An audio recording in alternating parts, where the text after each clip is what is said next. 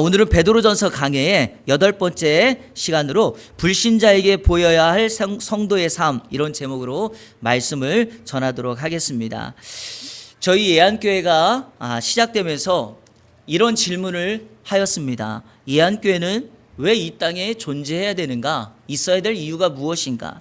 우리가 흔히 이러한 것들을 존재 목적이라고 하는데, 이 존재 목적을 물었고 교회를 개척하면서 세 가지의 연구 비전을 하나님 앞에 붙잡고 시작을 하였습니다. 그 비전은 마태복음 22장의 위대한 계명이라고 할 수 있는 말씀과 마태복음 28장의 위대한 사명, 즉 지상명령을 근거로 기반으로 세운 건데요. 그 세 가지 혹시 뭔지 아시죠? 뭐죠? 저기 있죠. 하나님 사랑, 이웃 사랑, 세상 섬김. 그래서 하나님을 사랑하라, 이웃을 사랑하라, 세상을 섬기라, 이렇게 세 가지를 정했습니다. 그런데 여러분, 저희 교회 홈페이지 인사말에 제가 이것을 적어 놓았지만 여기에는요, 제가 끝에다가 영어 전치사 단어를 하나씩 넣었습니다. 혹시 아시나요? 자막을 한번 보실까요? 하나님을 사랑하라 라는 말에 이렇게 말했습니다. Love God 해놓고 위에다가 upward, 위로는, 이렇게 놓았습니다. 그리고 이웃을 사랑하라는 말에는 besides, 옆으로, 세상을 섬기라는 말에는 outward, 밖으로, 이렇게 전치사를 넣었습니다. 이유가 뭘까요? 우리 교회는 위로는 하나님을 사랑하는 일에, 또 옆으로는 동역자와 성도를 사랑하는 일에, 또 밖으로는 교회 외에 있는 모든 세상을 섬기기 위해 존재한다라고 하는 하나님 앞에 주신 연구 비전을 받았기 때문입니다. 이거를 밖이라고 표현한 것은 교회 밖을 표현한 거고, 세상에 있는 모든 불신자를 뛰어넘는 세상의 모든 영역을 포함하고 있습니다. 그러니까 성도의 사명, 교회의 사명은 무엇일까요? 바로 교회 밖에 있는 예수 믿지 않는 사람들, 예수 믿지 않는 그 영역의 사람들을 섬기고 사랑하고 우리의 가진 것들을 가지고 나누고 은사를 발휘하는 것이 바로 우리 예안교회가 존재하는 목적인 줄로 믿습니다. 오늘 본문의 사도 베드로가 이 동일한 말씀을 하고 있습니다. 성도의 정체성을 지금까지 쭉 설명한 다음에 이 정체성이 어느 영역에서 나타나야 되는가, 그 첫 번째로 베드로는 이렇게 말합니다. 이방인 중에서 너희의 정체성, 너희의 신분이 나타나야 된다라고 말합니다. 12절에서는 그거를 이방인 중에서라는 표현을 합니다. 이방인 중에서.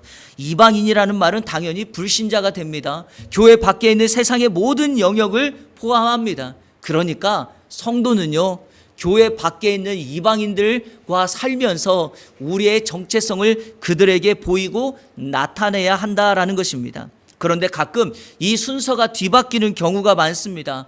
성도가 되는 순간, 하나님의 자녀가 딱 되는 순간 어찌된 일인지 세상에 있는 사람들과 불신자들과는 완전히 담을 쌓아 멀리하는 경우가 있습니다. 여러분, 분명하게 말씀드리지만 성도가 되었다는 것은 교회 안에 공동체를 이루고 성도의 삶을 나눈다는 것을, 여러분, 이것을 잘못됐다고 말하지 않습니다. 이거 우선입니다. 하지만 그 우선 다음으로 뭘 해야 되는가? 여전히 우리 삶의 현장에 있는 예수님을 알지 못하는 불신자들, 이방인 가운데 우리의 신앙의 모습을 그들에게 증명해야 된다라는 것을 하나님께서 가르쳐 주십니다. 우리 성도님들께 질문 하나 하겠습니다. 여러분, 예수를 믿으면 우리 천국에 가지요? 아멘이십니까? 자, 그런데 여러분, 예수 다 믿으셨잖아요? 그런데 왜 천국 가야 되는데 왜 아직도 지금 이곳에 남아 계십니까? 왜 아직도 이곳에 살아 계십니까? 아니, 예수 믿고 우리 주님이 계신 그 좋은 것이 천국이라면 예수 믿고 천국 가서 그분과 왕노릇하며 영원한 상급을 누리며 살아가는 것이 가장 좋을 텐데, 왜 우리가 예수를 믿었는데도 불구하고 이곳에 우리를 남겨두실까요? 이걸 우리가 사명이라고 말하는데 이곳에 우리를 남겨두신 이유가 바로 그것입니다. 우리 삶의 현장에 있는 그 사람들에게 한마디로 말하면 예수의 사랑, 예수의 복음을 증거하고 나누라고 우리 주님이 저와 여러분을 이곳에 남겨두신 줄로 믿습니다. 그러니까 우리의 신앙은 당연히 예수 믿지 않는 사람들에게 나타나고 증명돼야 된다라는 것이죠. 자, 이것을 정확하게 설명하는 말씀이 있습니다. 우리 마태복음 5장 13, 14절을 같이 한번 읽겠습니다. 시작. 너희는 세상의 소금이니 소금이 만일 그 맛을 잃으면 무엇으로 짜게 하리요? 후에는 아무 쓸데없어 다만 밖에 버려져 사람에게 밟힐 뿐이니라. 너희는 세상의 빛이라. 아멘. 너희는 세상의 소금이다. 너희는 세상의 빛이다 라는 말을 하고 있습니다. 너희는 크리스찬 성도를 말합니다. 제가 이것을 구체적으로 한번 여러분에게 설명해 보도록 하겠습니다. 너희는 세상의 소금이다 라는 말을 할 때 세상과 너희는 세상의 빛이다 라고 하는 말을 할 때 세상이 달라요. 다른 단어입니다. 틀려요. 너희는 세상의 소금이다 라고 할 때는 여기에는 지구와 땅을 의미하는 헬라어를 썼고요. 여기 너희는 세상의 빛이다 라고 하는 말을 썼을 때는 코스모스, 하나님이 지으신 세상, 세계라는 의미의 단어를 썼습니다. 무슨 의미일까요? 소금은 그 음식이나 요리에 싱거운 맛에 소금을 넣어서 맛을 내는 겁니다. 그리고 소금은 부패를 방지합니다. 그러니까 너희가 성도들이 세상의 소금이라고 하는 말은 이 땅을 살아가는 영역 속에서 우리의 삶의 희생과 헌신을 통하여 삶의 현장에서 누군가를 돕고 섬기는 구체적인 역할을 하도록 그렇게 의미한 거고요. 너희는 세상의 빛이라는 말은 마치 하나님의 창조된 세계가 죄악으로 말미암아 타락하고 범죄했는데 그때 우리 신앙인들이 예수 그리스도를 닮아 질서가 흔들려 있는 곳에 질서를 잡고 하나님의 아름다운 세상을 원래대로 장식해 나가는 것을 세상이라고 표현을 한 것입니다. 이해가 되십니까?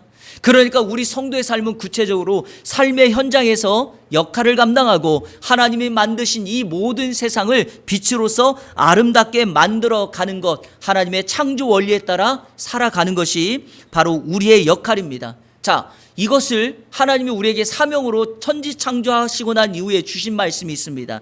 창세기 2장 15절 같이 읽겠습니다. 시작. 여호와 하나님이 그 사람을 이끌어 에덴 동산에 두어 그것을 경작하며 지키게 하시고, 그 사람은 아담입니다. 아담을 에덴 동산에 두었죠. 여러분, 에덴 동산은 세상의 낙원의 모습입니다. 세상입니다. 그러니까 하나님이 아담에게 이 에덴 동산을 경작하고 지키게 하셨죠. 근데 이 경작하다는 단어가 놀라운 사실이 영어로 serve예요. 섬기다라는 말이에요. 그러니까 하나님은 인간을 만드시고 그 인간에게 세상을, 내가 만든 세상을 뭐 하라고 했다고요? 섬기라고 말했습니다.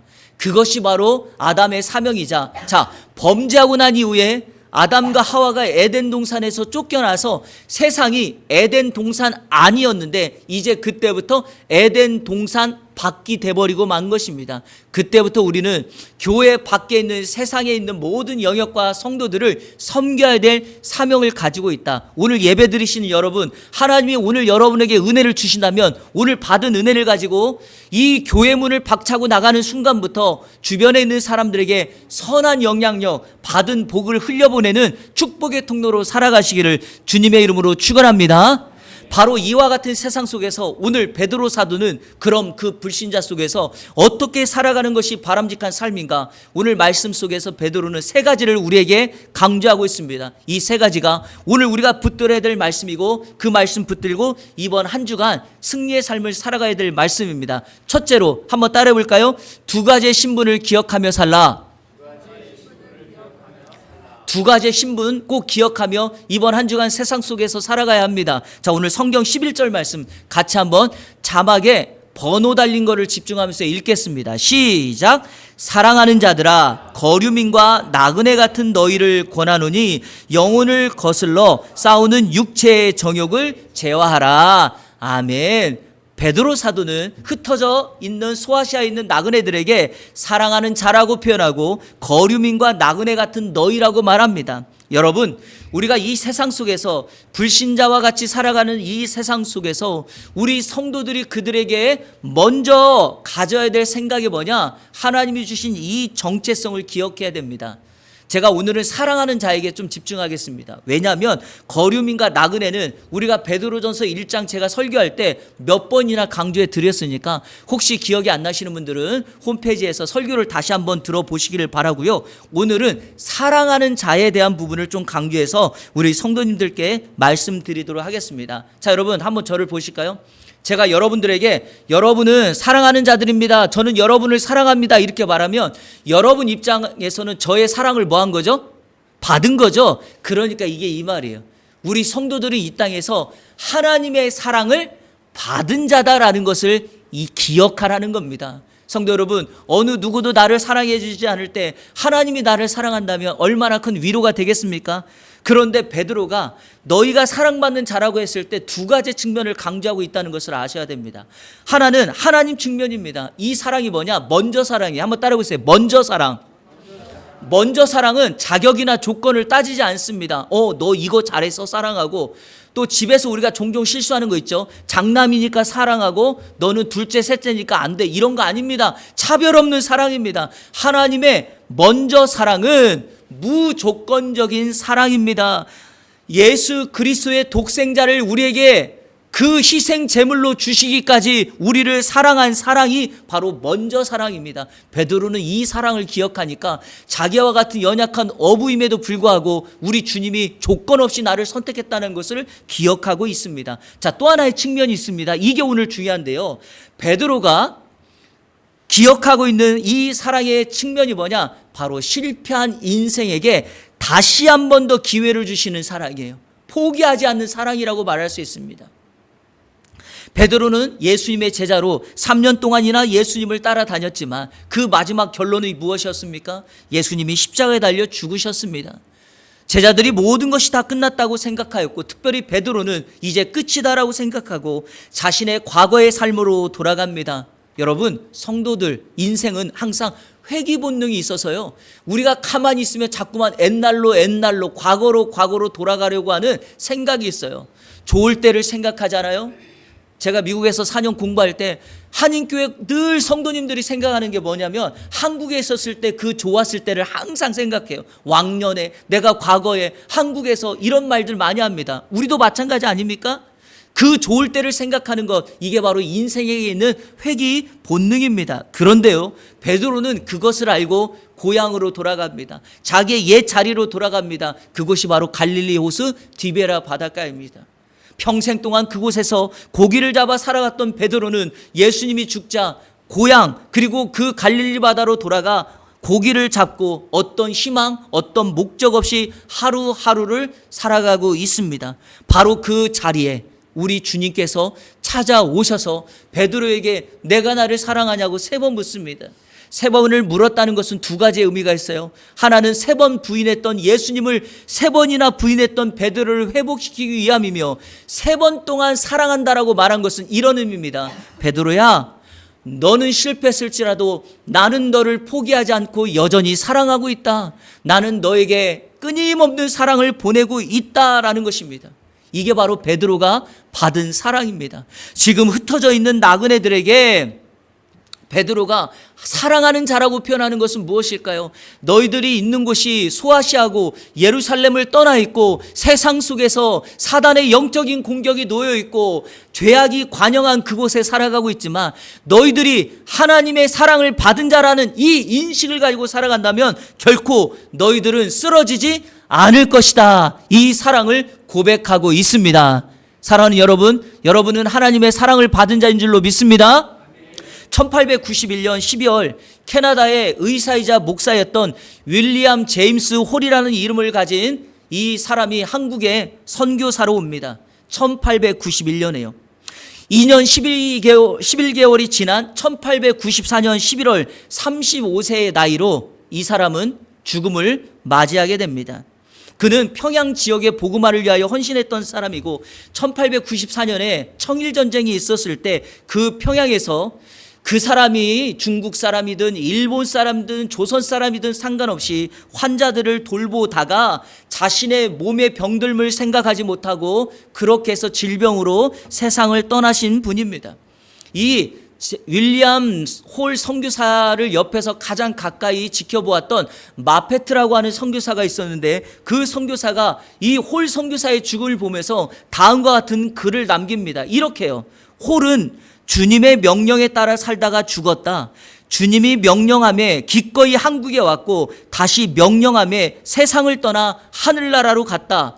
그는 위대한 신앙, 위대한 사랑, 위대한 자비의 사람이다. 이렇게 글을 남겼습니다. 여러분, 이 홀 선교사는요, 한국에 온 지 6개월이 되었을 때 1892년 6월이죠.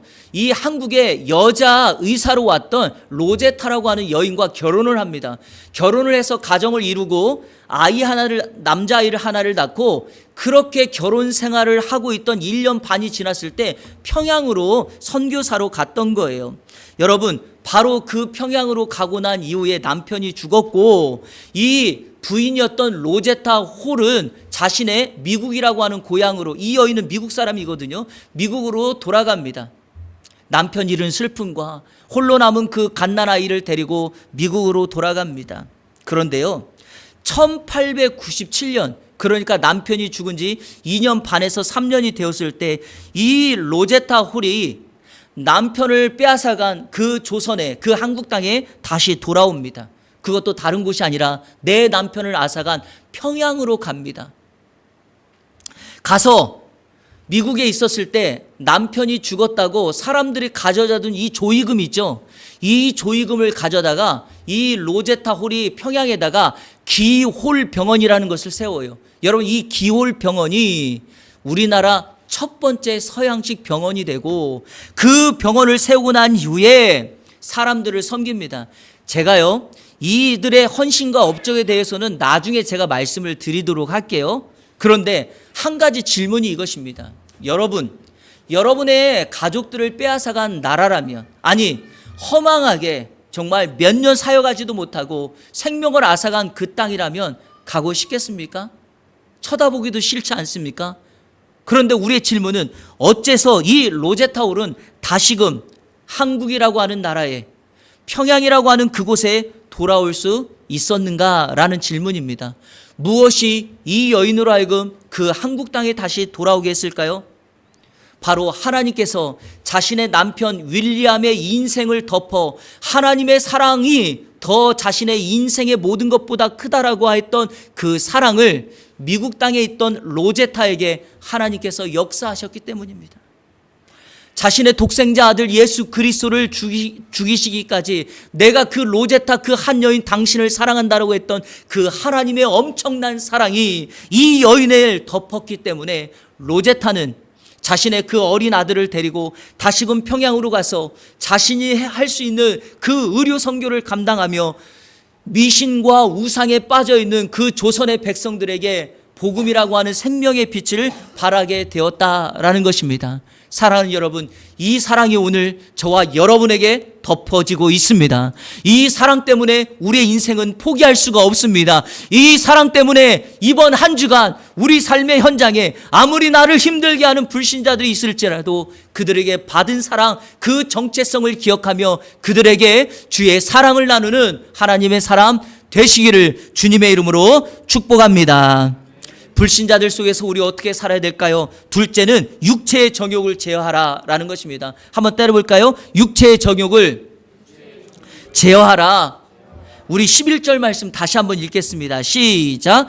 사랑하는 자들아, 거류민과 나그네 같은 너희를 권하노니 영혼을 거슬러 싸우는 육체의 정욕을 제어하라. 아멘. 여기 보니까 베드로는 육체를 뭐라고 표현하냐면 영혼을 거슬러 싸운다라는 거예요. 여러분, 사람의 몸은 육신과, 그러니까 몸과 영혼으로 되어 있습니다. 이걸 우리가 소위 이분설이라고 얘기하는데 사람의 몸은 육신과 영혼으로 되어 있습니다. 자, 이 육과 영에 대한 성경의 가장 정확한 표현을 한번 볼까요? 바울의 가르침인데요. 로마서 8장 6절부터 8절까지 한번 성경을 보시면서 읽겠습니다. 시작. 육신의 생각은 사망이요 영의 생각은, 여러분 보십시오. 분명히 대조가 되고 있죠. 자, 7절 시작. 육신의 생각은 하나님과 원수가 되나니 이는 하나님의 법에 굴복하지 아니할 뿐 아니라 할 수도 없음이라. 육신에 있는 자들은 하나님을 기쁘시게 할 수 없느니라. 아멘. 그렇습니다. 우리의 육신은 날마다 하나님과 원수가 되게 하고 하나님을 기쁘시게 할 수 없습니다. 그러니까 오늘 베드로가 육체의 정욕을 제어하라고 우리에게 명령하고 있습니다. 여러분, 육체의 정욕이라고 하는 것은 이겁니다. 육신의 방식으로 세상에 속한 영역에 빠져 사는 것을 말합니다. 육체를 가지고 있다는 것이 문제가 아니라 우리가 가지고 있는 육체의 지배를 받아서 세상에 속한 것들, 가치관을 추구하며 살아가는 거죠. 여러분, 성도라는 존재와 불신자라고 하는 존재가 생각하는 목적과 가치관이 달라야 되지 않겠습니까? 우리가 돈을 버는 것도 세상 사람과 우리의 가치관이 달라야 되지 않겠나요? 하나님이 저와 여러분을 살려주신 목적도 달라야 되지 않겠습니까? 바로 그래서 우리 성도들은 아무리 세상에 살아갈지라도 육신의 방식, 세상에 속한 영역에 빠져 사는 것이 아니라 그들을 뛰어넘고 그들과 다른 가치관으로 살아가는 것입니다. 그것을 베드로는 제어하라라는 말로 썼습니다. 이 제어하다는 말이 멀리 따로 떼어둬라, 자제하라, 억제하라 이겁니다. 왜냐하면 우리의 육체를 만족해 하는 것들은요, 우리가 한번 빠져버리면 그러니까 멈출 수를 없게 합니다. 그것에 그냥 만족하게 하고 그 자리에 딱 앉게 합니다. 여기 제어하다는 말이요, 현재형이니까 오늘까지도 적용되죠. 지금도 우리가 해야 될 거죠. 명령형으로 쓰였다는 것은 꼭 해야만 한다는 겁니다. 성도 여러분, 육체의 정욕을 제어하셔야 합니다. 한 가지 드리고 싶은 말씀이 있습니다. 이 부분과 관련돼서 우리 현재 한국 사회는요, 정말 끔찍한 일들이 많이 벌어지고 있습니다. 생각할 수 없는 일들이 벌어지고 있는데 제가 그 안에서 가끔씩 느끼는 게 바로 이겁니다. 타인의 고통을 보면서, 타인을 아프게 하고 힘들게 하는 걸 보면서 자기의 배를 채우고 자기의 만족을 채우고 그걸 기뻐하는 이들이 있습니다. 예컨대 학교에서 학생들이 다른 학생들을 왕따하고 학교 폭력을 행합니다. 그러면서도 그 몇몇 학생들이 그거를 즐거워하고 기뻐해요. 여러분, 요즘 사회에서 묻지마 폭행이 말없이 많이 일어나고 있습니다. 심지어는 사람을 죽이기도 하고 정말 사람을 몸을 상해하는 일까지 벌어지고 있는데, 그런 일들을 하면서 뭐라고 표현하냐면 나는 그렇게 하면서 희열을 느낀다고 말합니다. 여러분, 이것이 문제인 것입니다. 남의 고통과 아픔을 자신의 기쁨과 만족으로 여기는 것은 정말 잘못된 일이고 이거는 큰 죄악입니다. 혹여라도 우리 성도들 교회 안에서요, 같이 신앙생활을 하는 사람들 가운데 나와 공통분모가 없다고, 나와 삶의 현장이 다르다고, 나와 모든 것들이 달라서 나는 저 사람 싫다고 이렇게 말해서는 안 됩니다. 그런 순간부터 우리의 공동체 안에 잘못된 유혹의 요소, 흠이 발생하기 시작합니다. 여러분, 그러려면 어떻게 할까요? 한 가지 말씀을 여러분에게 나눕니다. 고린도전서 9장 27절을 여러분 날마다 기억하시고 실천하십시오. 고린도전서 9장 27절. 자, 쉬운 성경을 한번 읽겠습니다. 쉬운 성경, 여러분의 이해를 돕기 위해서 같이 읽겠습니다. 자막 보시면서 시작. 나는 내 몸을 쳐서 굴복시킵니다. 내가 다른 사람들에게는 복음을 전했으나 정작 나 자신은 자격 미달이 될까 두렵습니다. 아멘. 바울 사도가 선교사로서 전도자로서 가는 곳곳마다 복음을 전하면서 혹여라도 전도자로서 나 자신을 채찍질하지 못하여서 내가 하나님 앞에 버림받을까 봐 바울은 날마다 자기 자신을 쳐서 복종한다라고 이야기합니다. 우리의 삶에 이와 같은 훈련, 이와 같은 복종 훈련이 필요합니다. 그래서 우리는 우리의 육체의 정욕을 제어하며 사람들에게 기쁨을 나누는 성도의 삶을 살아가야 될 줄로 믿습니다. 마지막 세 번째, 불신자 세상 속에서 우리는 어떻게 살까요? 셋째는 한번 따라 볼까요? 착하게 살자. 착하게 살자. 아니, 목사님 무슨 이런 말씀이 설교 대지입니까? 착하게 사는 거 다 알지. 하지만 여러분 아셔야 될 게 하나가 있어요. 자, 우리 12절 말씀 같이 읽겠습니다. 시작. 너희가 이방인 중에서 행실을 선하게 가져 너희를 악행한다고 비방하는 자들로 하여금 너희 선한 일을 보고 예수님 다시 오시는 날에 하나님께 영광을 돌리게 하려 함이라. 아멘. 가로는 제가 넣은 건데요. 아무튼 행실을 선하게 가지라라고 했는데 NIV 영어 성경에 보면 live such good life 이렇게 썼습니다. 좋은 삶을 살라. 여러분, 좋은 삶이 뭐예요? 착하게 사는 거예요. 착하게 산다는 겁니다. 성도가 착하게 산다는 게 무엇일까요? 말과 행동에 일치가 있는 것이요. 말을 함부로 하지 않고요. 한 말은 반드시 지켜내는 것입니다. 여기 행실이라고 했죠. 행실이 뭡니까? 생활 양식이에요. 생활 방식입니다. 삶의 태도를 말합니다. 성도는요, 어떤 일을 할 때 반드시 그 행동 이면의 마음의 동기와 자세가 중요합니다. 생활 양식, 생활 태도가 중요합니다. 자, 여러분에게 한번 제가 설명드릴게요. 보세요. 내가 착한 일을 했으니까 나는 착한 사람입니까? 여러분, 이렇게 말하면 잘못된 거예요. 착한 일을 내가 하나 했다고 착한 사람이 되는 것이 아니라 우리가 예수 그리스도를 믿어 존재 자체가 선한 사람, 착한 사람이 되었기 때문에 우리는 마땅히 그 열매로 착한 일을 행하는 겁니다. 동의가 되시나요? 그렇죠, 여러분. 세상 사람들은 나 착한 일 했으니까 나 착하지 않아? 선한 일에 표창장도 받고 이렇게 했다고 여러분 그 사람이 착한 사람이 되나요? 근본적인 죄 문제를 해결하는 변화가 필요합니다. 그래서 성도에게 있어서 중요한 것은 제가 강조해 드리는 것처럼 생활 방식과 삶의 태도입니다. 성도 여러분, 우리가 어떤 일을 할 때나 누군가를 만날 때 정말 중요한 거는요, 그 사람을 만날 때 우리의 태도와 자세입니다. 교회에서 성도들끼리 교제할 때도 이 사람이 나에게 유익이 되고 도움이 되냐, 이걸 가지고 만나면 여러분 그거 진정한 교제가 아닙니다. 예수님께서 우리를 구원하실 때 내가 흘린 피가 김영석이라고 하는 사람에게 도움이 될까? 이걸 물었다면 우리 주님께서 마땅히 피를 흘리겠습니까? 저는 이런 생각을 해봐요. 흘리려다가도 갑자기 그거 쓸어 담을 것 같아요. 너는 안 될 것 같아. 그러나 여러분 그렇게 하지 않는다는 것입니다. 그런데 중요한 것이 우리가 이 생활 방식을 어디서 배우나요?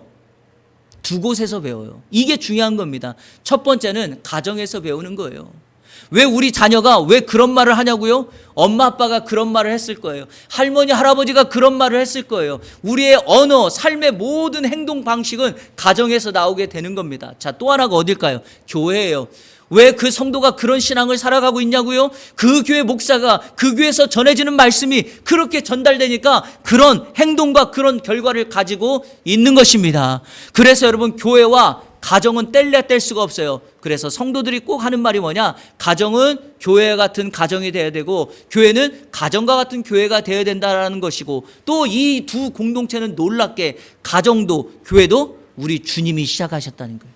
유일하게. 그러니까 이 두 개의 원리는 같아요.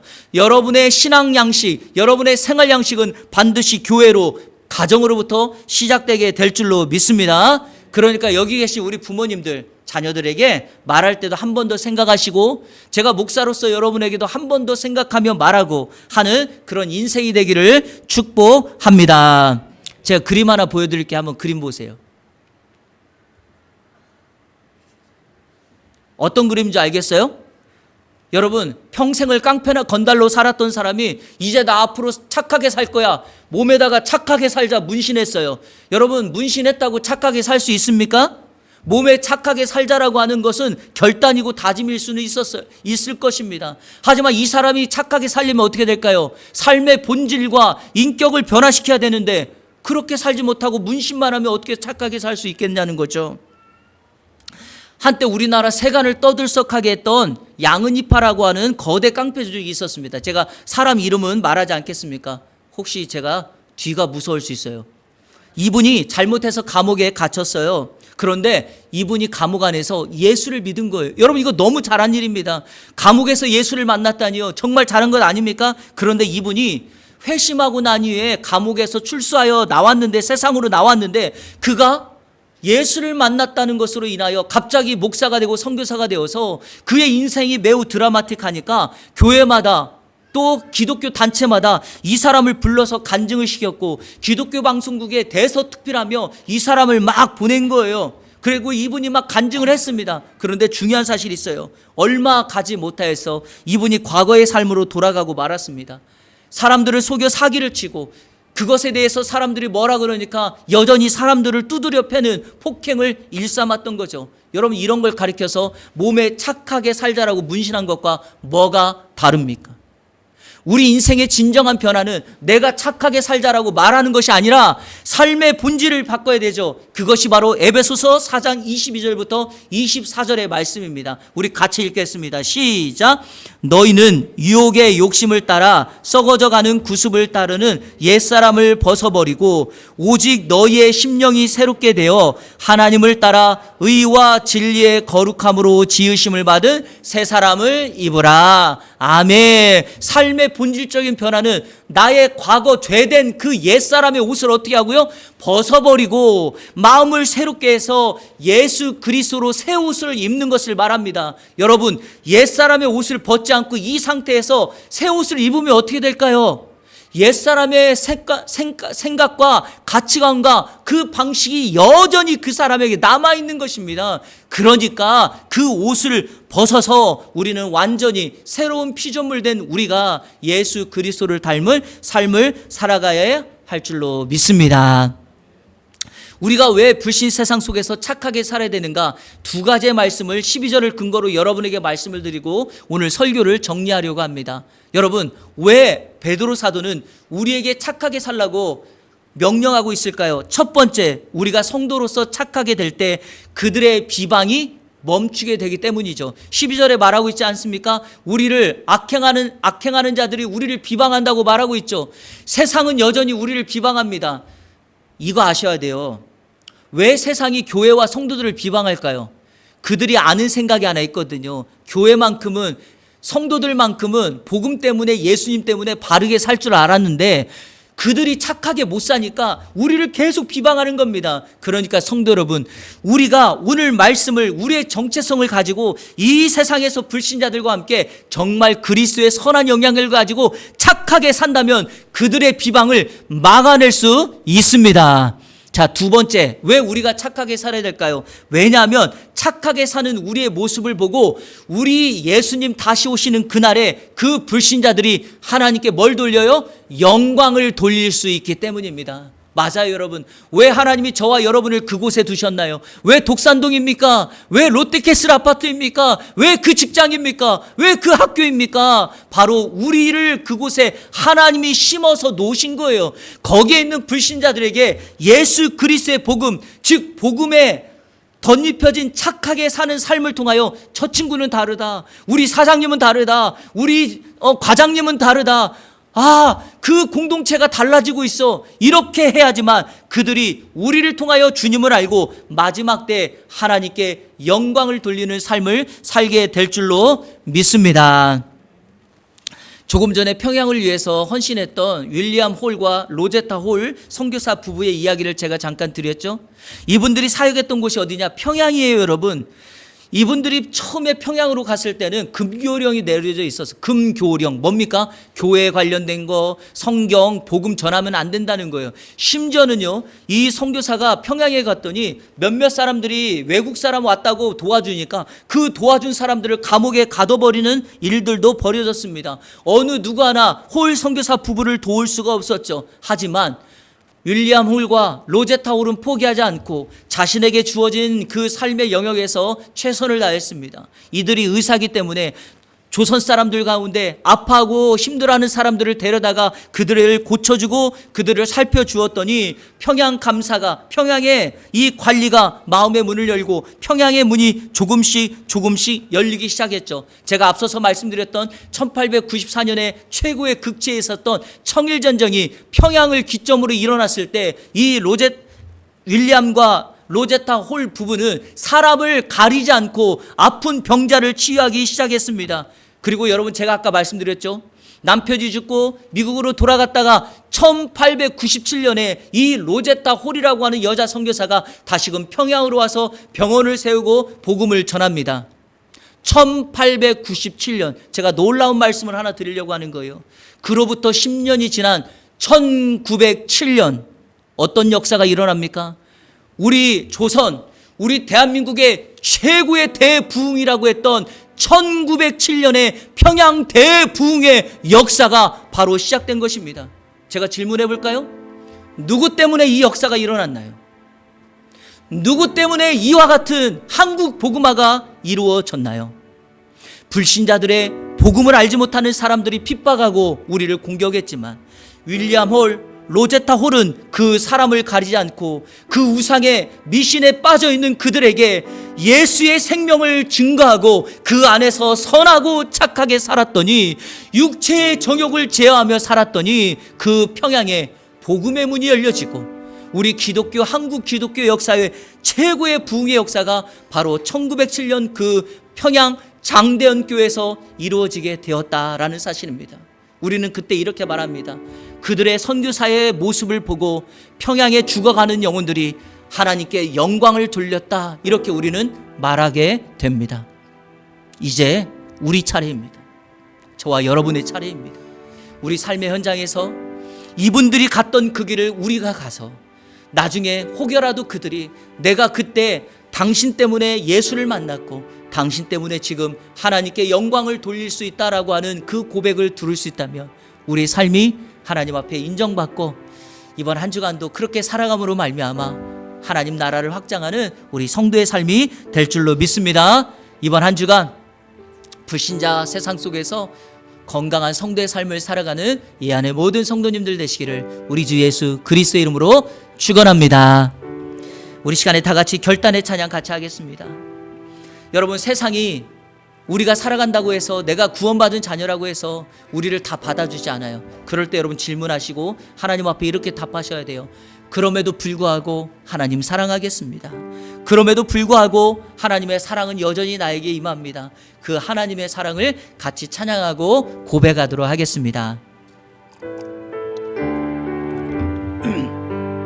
마음속에 어려움이 있을 때 마음속에 어려움이 있을 때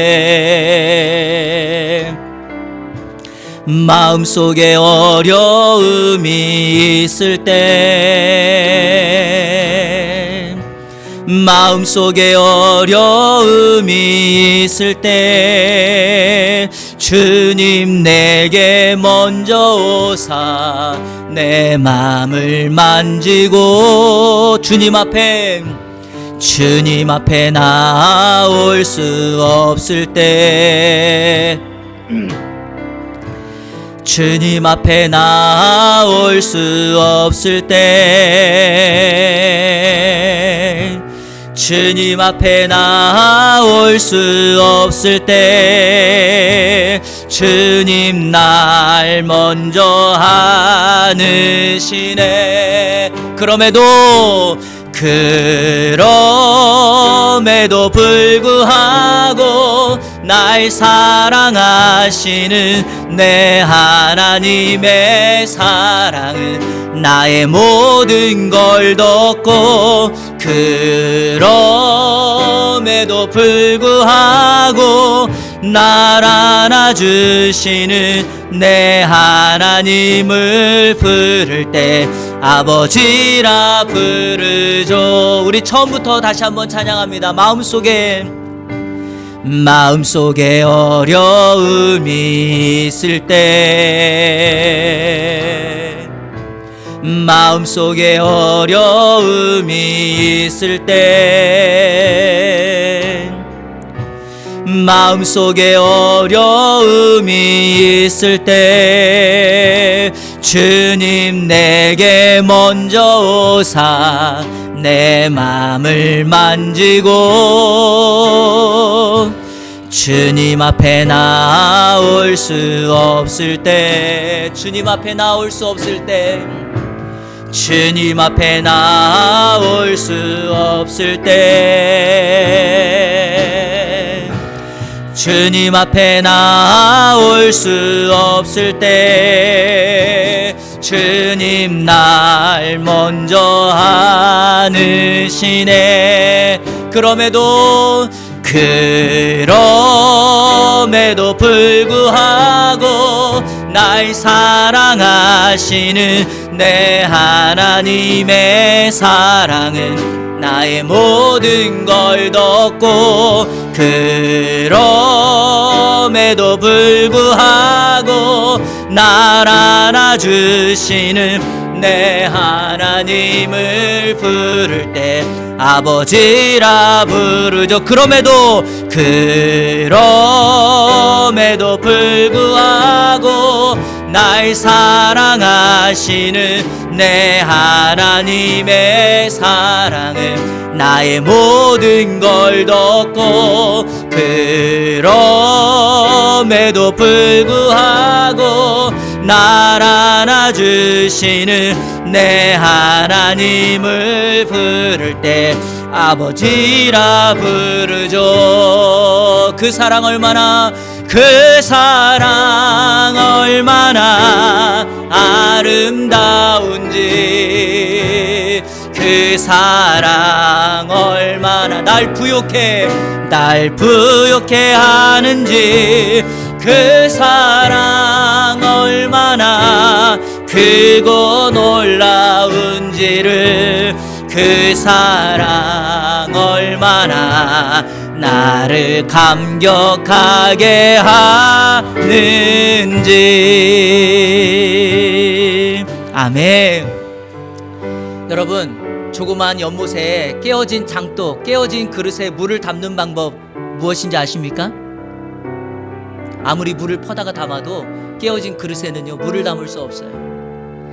하지만 그 항아리, 그것을 가지고 연못에 잠기면 돼요. 깨어진 인생은 바로 우리입니다.